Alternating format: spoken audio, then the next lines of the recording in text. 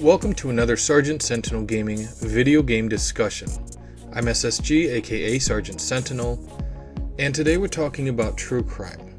Could the franchise ever return? But before we get into that, if you are watching this video, I want to say thank you. I greatly appreciate it. Hit that like button if you enjoy this video. Be sure to subscribe to my channel and hit that bell icon so you can be notified when I upload new content, whether it's new live streams, new game discussion, or game review videos. Now, first things first. True crime and sleeping dogs are not strictly within the same gaming universe. However, sleeping dogs is very much a spiritual successor to true crime. Now, true crime, of course, came out on Xbox, the original Xbox, and PlayStation 2. And when Activision sold all of the assets to Square Enix, they gave it to a studio that's now no longer around to make sleeping dogs. A lot of people might say, well, it's dead and buried. But the movie with Donnie Yen that they were going to make years ago, it's still in the works, even as of last year. GameSpot actually had an article on this. I will link it in the comment section below, or in the description of this video, I'm sorry, if you want to check it out. But the fact that this movie is still in some form or fashion going to be made does give me hope, not only for the Sleeping Dogs franchise sometime in the future, but true crime as well. True crime was at the height of its popularity, obviously, during the PlayStation 2 and original Xbox generation, a generation where we saw a lot of GTA clones. Now, for y'all young cats in gaming, you might not remember that, but there were a lot of GTA clones popping up. Saints Row even got labeled as a GTA clone. Some people called Crackdown a GTA clone of sorts. So there were a lot of games during that generation that were trying to capitalize on a lot of the hype that was built essentially by Grand Theft Auto 3 at first, and then expanded on with Vice City and San Andreas. So you had a lot of games like True Crime that actually came out during that generation. You even had a PlayStation exclusive, The Getaway 1 and 2, come out during that generation, and some people called that a GTA clone as well.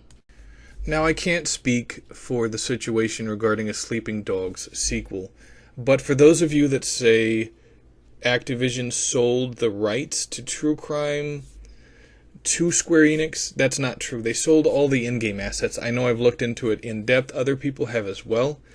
And so they still own the actual IP. They just didn't own they kind of said, here's the assets, something we were trying to build, which was called True Crime Hong Kong. And they sold it to Square Enix. Square Enix gave it to United Front Games, I believe is what they were called.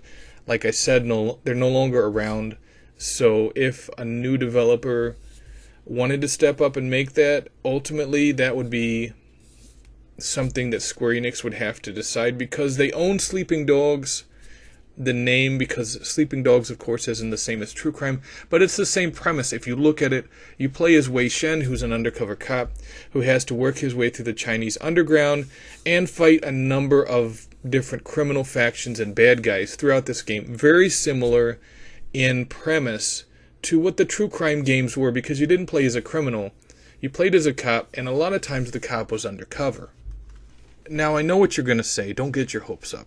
Well, let me ask you this. After the FTC lost their appeal to Microsoft, what happened to all those Activision-owned Call of Duty games?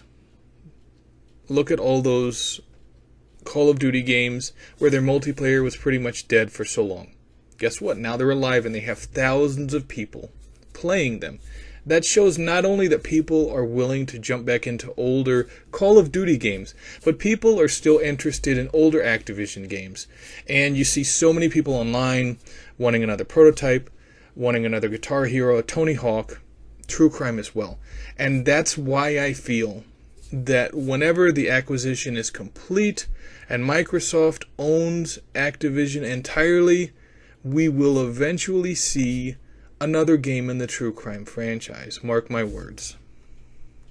So obviously going forward, the question isn't whether we will see another True Crime game, but rather Will this true crime game that will probably be made be an Xbox ecosystem exclusive?